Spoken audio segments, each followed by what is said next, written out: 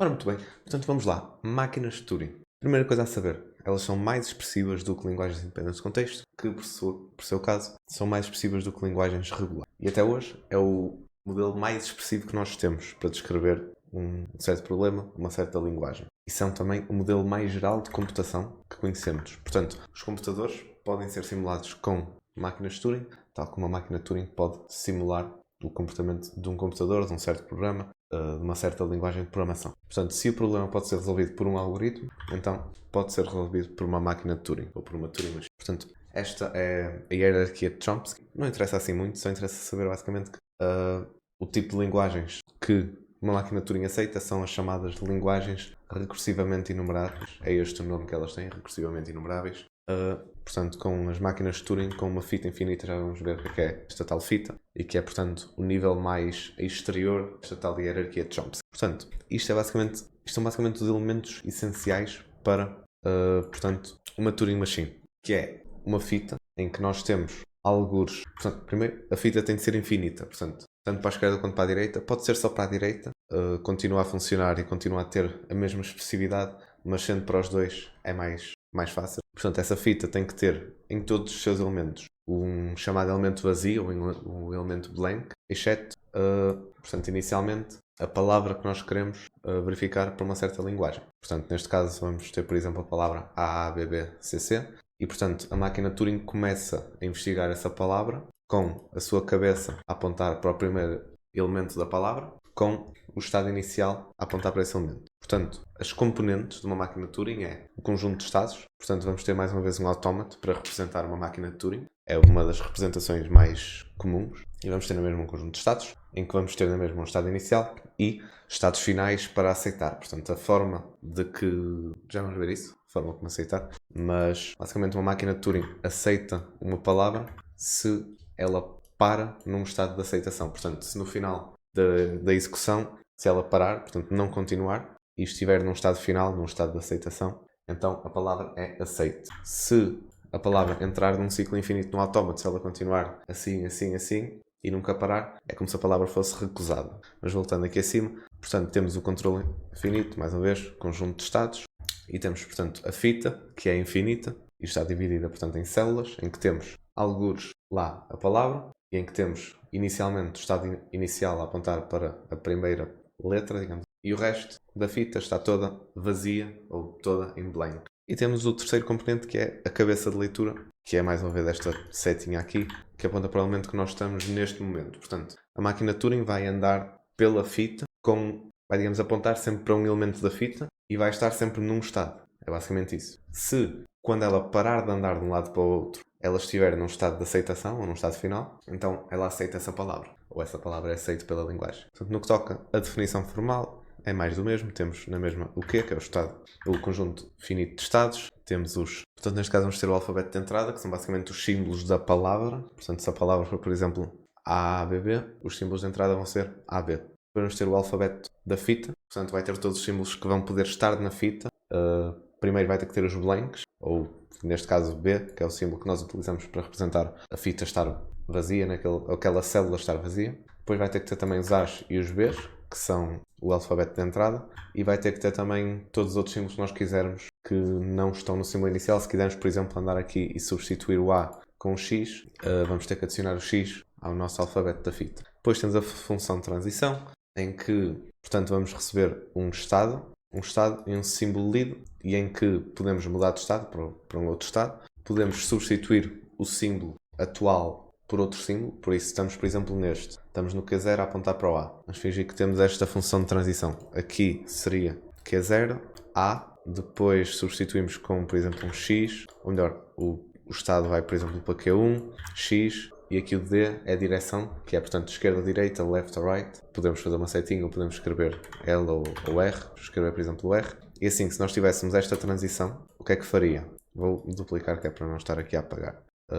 Vamos dizer que tínhamos isto assim. Portanto, passaria deste para... Portanto, passaríamos primeiro para o estado Q1. Portanto, isto ficaria Q1. Depois íamos para a direita. Portanto, passávamos para aqui. Mas antes de irmos para a direita, substituíamos o A pelo X. Assim. E ficaria assim a nossa transição. Depois, na definição formal temos também o estado inicial, mais uma vez, o símbolo blank, podemos não querer utilizar um B, podemos querer utilizar outro símbolo qualquer, e o conjunto ou o set de estados finais, estados de aceitação. Portanto, a cada, digamos, instante da execução da nossa máquina de Turing, nós vamos ter, mais uma vez, uma representação deste género.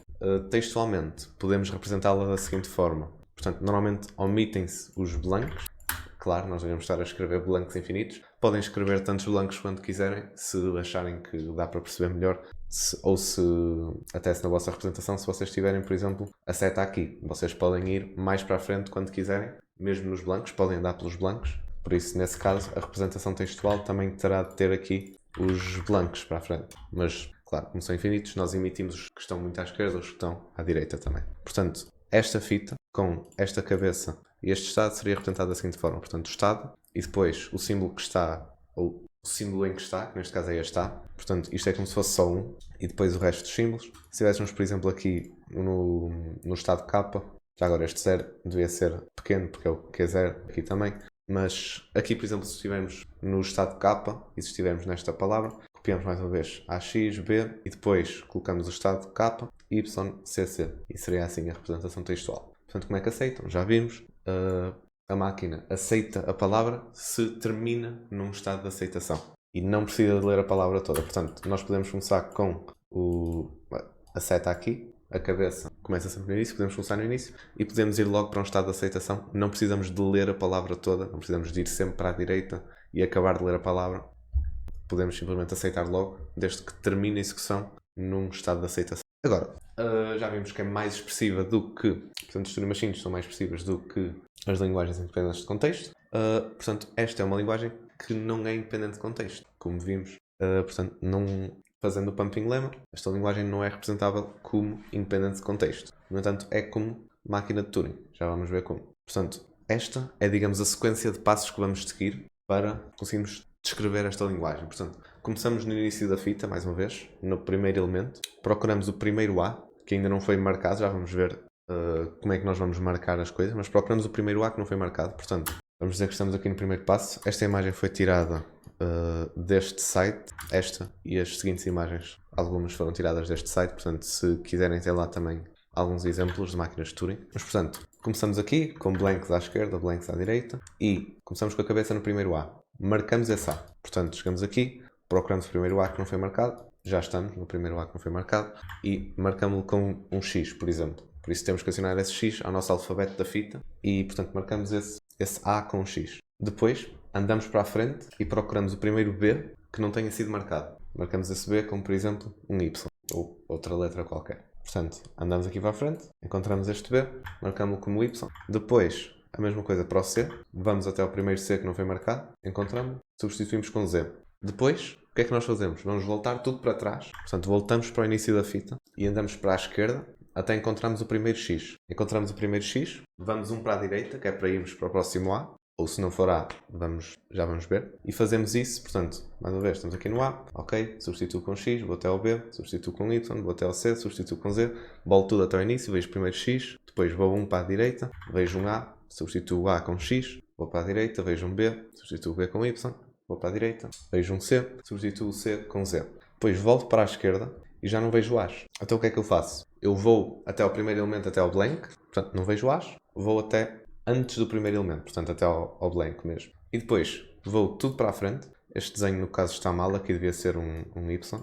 Fingir que é um Y. E portanto, estou tudo à esquerda, agora vou sempre para a direita. E, portanto, nós sabemos que se encontramos só X, Y e Z, sabemos também que estão em mesmo número, porque nós só substituímos o B com Y se nós encontrarmos um A. E nós só substituímos o C com Z se encontrarmos um B. E portanto, se todos os caracteres que sobram ou são blanks X, Y e Z, então a palavra pertence à linguagem e nós vamos mandá-la para um estado final. Portanto, aceitamos a linguagem. Caso contrário, rejeitamos a linguagem. E é, portanto, este o algoritmo mental com o qual nós vamos resolver este problema. Portanto, vamos começar a fazer o autómato. Então, mais uma vez, o primeiro passo é o quê? Estamos no estado inicial, vemos um A, substituímos esse A por X e vamos para a direita. Ou para right, daí ser um R e um L, normalmente é utilizada esta notação, ou às vezes é utilizada esta aqui, que é a mesma coisa. Portanto, leio um A, ou a cabeça está num A, substituo com X e vou para a direita, é a mesma coisa. E depois vou tudo para a frente, passo pelos A's, passo pelos Y's, sempre para a direita. Depois este K1 vai eventualmente acabar num B, se a palavra pertencer. Se não pertencer, vai continuar aqui para sempre. Portanto, vai acabar num B. O que é que nós fazemos? Estamos num B, substituímos esse B por um Y e andamos para a direita. Aí para a frente, vamos em princípio ou ter B's ou ter Z's, que são os C's que já foram substituídos. Portanto, andamos sempre para a direita até eventualmente chegamos a um C. Depois chegamos a um C. O que é que nós fazemos? Vamos substituir com um Z e depois voltamos tudo para a esquerda. Portanto, temos um A, andamos para a esquerda. Temos um Y, andamos para a esquerda. E isto, no caso, tem os dois repetidos porque nós não queremos substituir os símbolos. Queremos deixar lá, está lá um A, ok, deixa lá o A. Portanto, A e anda para a esquerda. Portanto, só anda para a esquerda. Estes comandos todos só andam para a esquerda. Até, eventualmente, isto voltar aonde? Ao X. Portanto, o Q3 vai eventualmente chegar ao... Portanto, vamos dizer que temos, por exemplo, A, B, C, C. Portanto, começa aqui no A. Vamos para... Substituímos com X. Depois, andamos para a direita. Portanto, este já foi aqui. Depois continuamos com X, A. E, mais uma vez, sempre que vemos A's ou Y, andamos para a direita. Portanto, vemos um A, andamos para a direita. E não substituímos. Portanto, mantemos lá. Então, aqui vamos só andar para a direita. E mantemos aqui e colocamos aqui a cabeça. Até encontrarmos um B. B substituímos por Y e vamos para a direita. E a cabeça estaria aqui agora. E agora fazemos outra vez. Andamos pelos B's todos. Neste caso só temos um B. E andamos para a direita. Até encontrarmos o C. Ok. Vemos um C, substituímos com um Z. E andamos para a esquerda. Depois andamos sempre para a esquerda. Portanto, quando vemos um B. Ok, estou num B. Ando para a esquerda. No próximo ciclo. Ok, estou num Y. Ando para a esquerda. Ok, estou num A. Ando para a esquerda. Até encontrar um X. Estão a ver que aqui já não tenho o ciclo para o X. Portanto, eu vou parar basicamente no X mais à direita. Vou temporariamente parar no X que está mais à direita. E depois vemos um X e passamos para a direita. Então estamos de volta ao A mais à esquerda que ainda não foi substituído. Portanto, já depois de alguns estados, ou aqui depois de alguns estados, colocávamos o X aqui e depois voltaríamos outra vez com o A aqui, ou com a cabeça no A. E voltaríamos a executar isto. Eventualmente ficaria XX, aqui ficaria YY, Z e eventualmente estaríamos com, portanto substituíamos isto e voltaríamos tudo para a esquerda até este X. Portanto, muitos estados foram passados aqui à frente, mas eventualmente ficaríamos assim, com a cabeça aqui e agora temos de conseguir acabar. Portanto, se eu estiver aqui em que este estado já não funciona, portanto eu já não estou a ver um A, portanto o próximo estado a seguir a este seria, falta-me só fazer isso, portanto o estado a seguir a este seria este. Em que nós estaríamos na mesma no Q0, só que em vez de vermos um A, nós andamos para a frente no X e já não vemos mais A's, portanto acabaram os A's, temos um Y. Então, neste Q0, aquilo que nós vamos fazer é estas transições aqui, portanto, vemos um Y, vamos para a direita, andamos sempre para a direita sempre que vemos Y's e R's, e se eventualmente este Q4 vir um blanco, portanto se nós andarmos sempre para a direita, sempre para a direita, sempre para a direita, eventualmente nós vimos aqui um blanco, significa que substituímos todos os A's, B's e C's. Então podemos ir para um estado final. E neste caso o autómato vai para a esquerda depois. Aqui não importa rigorosamente nada em que direção é que vão, desde que terminem num estado final. Podem acabar num blank, isso não importa. E seria mais ou menos assim, portanto, o nosso autómato. Esta, portanto, foi uma máquina de Turing relativamente simples, mas claro, dá para acrescentar mais complexidade, dá para fazer em qualquer linguagem de programação com uma máquina de Turing e dá até para fazer em outras máquinas de Turing com máquinas de Turing. É como se fosse um computador, portanto. Agora, há mais coisas que convém saber no que toca a máquinas de Turing, como por exemplo as classes de palavras, que são basicamente as palavras ou classes de linguagens, se calhar é uma melhor descrição. Portanto, temos linguagens reconhecíveis, linguagens decidíveis e linguagens indecidíveis. São alguns das principais classes. Portanto, uma linguagem é considerada reconhecível se existe uma máquina de Turing tal que para qualquer palavra que é aceite nessa linguagem, ela pare num estado de aceitação. Portanto, aceita a palavra. No entanto, se ela recusar a palavra, ela pode tanto parar num estado de não de aceitação, como pode simplesmente não parar e entrar em ciclo e é considerado na mesma não aceite e a linguagem é considerada reconhecível. E uma linguagem decidível é um bocadinho mais à frente, que é, portanto, se aceitar, a linguagem tem de parar num estado de aceitação. Se recusar, a linguagem tem na mesma de parar num estado não de aceitação. Portanto, não pode ficar em ciclo, portanto, senão a linguagem não seria decidível. Neste caso, a classe de palavras decidível está contida na classe de palavras reconhecível. Portanto, todas as linguagens decidíveis são também reconhecíveis. No entanto, o contrário não é verdade. Um problema clássico, um exemplo clássico, é o halting problem, o problema da paragem, que é, digamos que temos uma máquina de Turing que analisa outras máquinas de Turing. Um bocado complexo, já vamos ver isso mais à frente, mas é, portanto, uma máquina de Turing que, em vez de receber uma palavra, recebe uma máquina de Turing.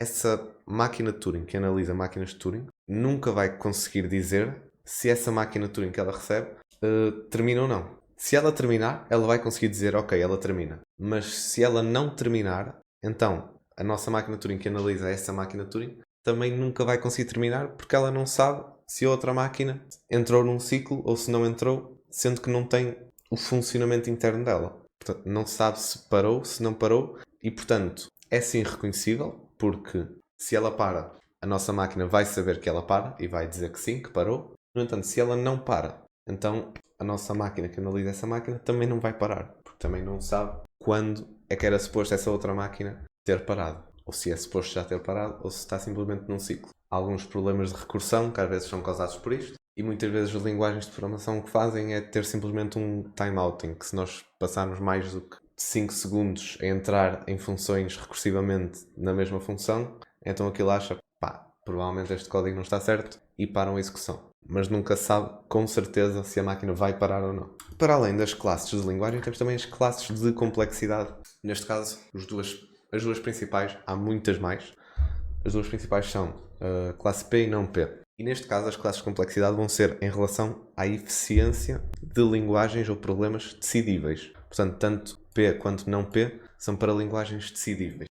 Portanto, uma definição importante é de tempo polinomial. Portanto, um algoritmo tem complexidade de tempo polinomial se o número de passos que ele dá na fita tem, portanto, para uma entrada de tamanho n, portanto, o input sendo de tamanho n, por exemplo, n é igual a 5, teríamos, por exemplo, A, B, B, C, seria um exemplo de uma entrada com tamanho n. Portanto, o algoritmo para ter tempo polinomial deverá demorar no máximo n elevado a, sendo A um número qualquer, passos. Portanto, n elevado a 5, n elevado a 2, n elevado a 2000, desde que a quantidade de passos possa ser escrita da forma de n elevado a um número. Então temos tempo polinomial, sendo n, claro, o número de passos não, o número de, portanto, o tamanho de entrada do input. Portanto, já sabemos o que é tempo polinomial.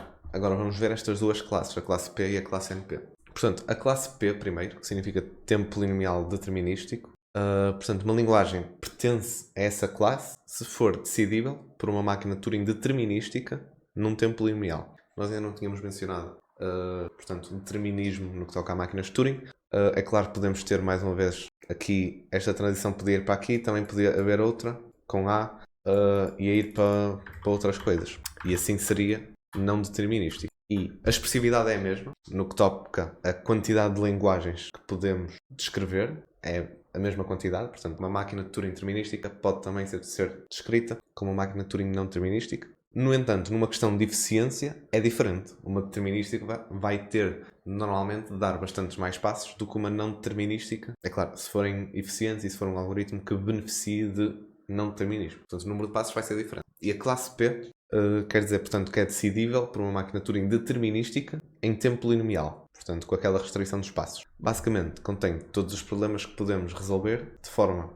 eficiente num computador normal. Os computadores normais são determinísticos. Nós não podemos simplesmente executar 45 mil coisas ao mesmo tempo, ou coisas infinitas ao mesmo tempo, ainda. Claro que a computação quântica se calhar vai mudar isso e se calhar esta classe vai ser diferente daquilo que nós achamos que é hoje. No entanto, com aquilo que nós temos com os computadores de hoje em dia, é assim que é definida a classe P.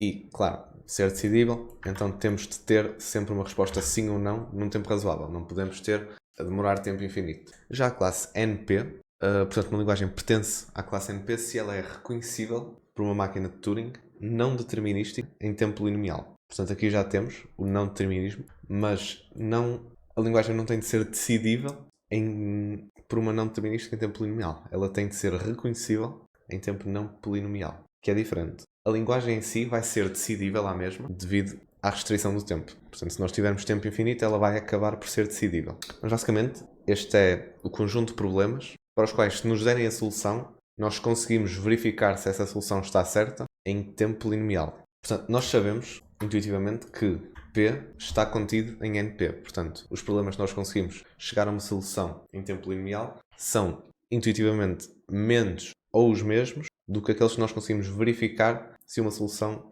é solução a um problema. No entanto, nós não sabemos se são iguais. Portanto, se P é igual a NP, se na verdade há problemas ou linguagens em NP que não estão em P.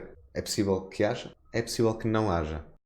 E isso ainda não se sabe, infelizmente. Agora, no que toca às relações, portanto, já vimos P está contido em NP, está contido ou é igual a NP, não sabemos. Porquê? Porque problemas que nós eficientemente conseguimos resolver, também conseguimos eficientemente verificar se uma dada solução é a solução a esse problema. Depois sabemos que tanto P quanto NP são tudo problemas contidos naquele conjunto de linguagens decidíveis. E sabemos também que decidível está contido nas linguagens reconhecíveis. Portanto, tudo aquilo que é decidível é também reconhecível. O contrário nem sempre é verdade. Agora, vamos falar de variantes de Turing Machines. Portanto, são simplesmente Turing Machines que, em vez de terem uma fita, por exemplo, têm múltiplas fitas. Isso não aumenta a expressividade, no entanto, pode tornar alguns algoritmos mais simples. Temos, por exemplo, múltiplas fitas, ou Turing Machines não determinísticas, como já vimos, ou Turing Machines com uma fita só infinita para um lado, que continua a ser portanto, infinita, portanto tem a mesma expressividade, no entanto vai tornar alguns problemas mais difíceis nesse caso. Ou um PDA com duas pilhas, portanto vimos que os PDAs com uma pilha são portanto, independentes de contexto. No entanto, se nós tivermos duas pilhas, já consegue ser tão expressiva quanto uma máquina de Turing. Para finalizar, apenas algumas ideias. Portanto, um computador pode simular uma Turing Machine, desde que, claro, tenhamos memória infinita, porque a Turing Machine tem uma fita infinita em que pode guardar dados infinitos. Se tivermos um computador em que tivermos mais ou menos memória infinita, podemos, claro, simular uma Turing Machine inteiramente. Uma Turing Machine pode simular um computador. Se nós quisermos chegar mais próximos até, podemos ver, mais uma vez, com várias fitas que não aumentam a expressividade. Podemos criar fitas, por exemplo, para a memória, em que dividimos, por exemplo, os endereços de memória, colocamos hashtag, depois o endereço, e depois, por exemplo, vezes, em que colocamos o valor a seguir, e depois podemos andar ali na fita, sempre a procurar vezes e não sei o quê, e depois a procurar o endereço, e isso é como se fosse, portanto, a nossa memória. Depois podemos ter uma fita em que temos só o contador do programa, ou o program counter, em que temos simplesmente a próxima instrução, o endereço da próxima instrução. Já agora, quando temos várias fitas, cada uma das fitas tem de ter a sua própria cabeça, porque tem que andar independentemente umas das outras. Mais uma vez, não dá mais expressividade, não torna a Turing Machine mais completa. E podemos ter uma área de trabalho em que podemos ter, por exemplo, instruções ou operands ou, por exemplo, registros. E depois temos cada instrução do computador é uma subrotina da Turing Machine. Portanto, se quisermos fazer programas maiores com Turing Machines, podemos ter Turing Machines que passam argumentos para outras Turing Machines, que são basicamente funções ou subrotinas. E por fim, uma Turing Machine pode simular outra Turing Machine.